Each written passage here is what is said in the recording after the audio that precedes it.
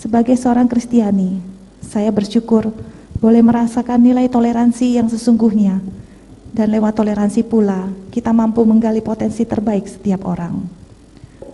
Prestasi dan pengalaman saya selama menjadi bayangkari ini akan terukir dan menjadi kenangan indah sepanjang masa dalam hidup saya. Selamat sore Tribuners, bersama saya Tria Wulandari. Inilah update berita terkini yang dilaporkan langsung reporter Tribun Network dari lapangan.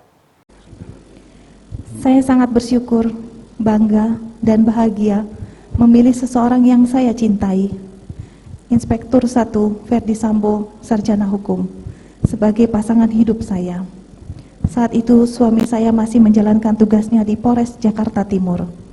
Sejak saat itu, saya memasuki hidup baru sebagai seorang istri Polri, seorang bayangkari.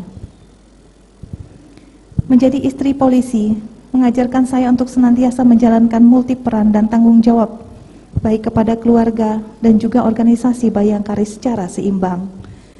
Saya belajar tentang bagaimana istri harus mendampingi suami dan mendapat bimbingan dan pengalaman dari para senior di bayangkari. Selain itu juga, kita berbagi suka dan duka dalam mendampingi suami tercinta, mendapatkan berbagai ilmu dan pengalaman yang luar biasa.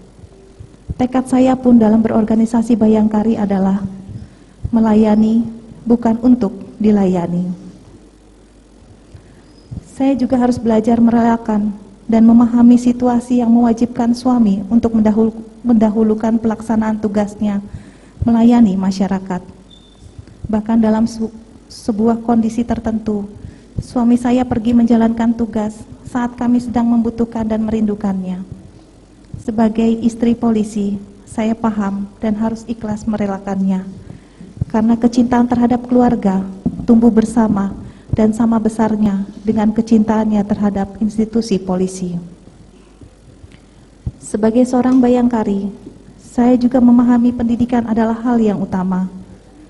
Dengan pendidikan dapat dibentuk karakter agar mampu bertahan di setiap keadaan.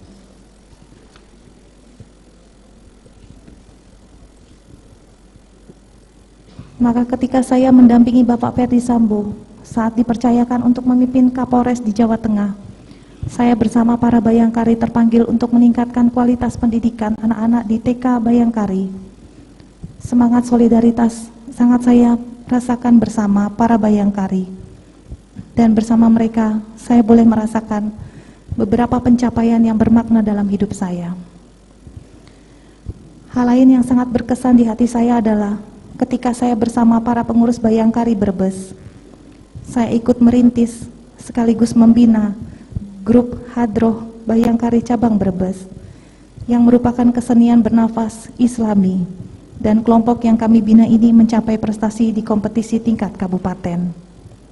Sebagai seorang Kristiani, saya bersyukur boleh merasakan nilai toleransi yang sesungguhnya, dan lewat toleransi pula kita mampu menggali potensi terbaik setiap orang.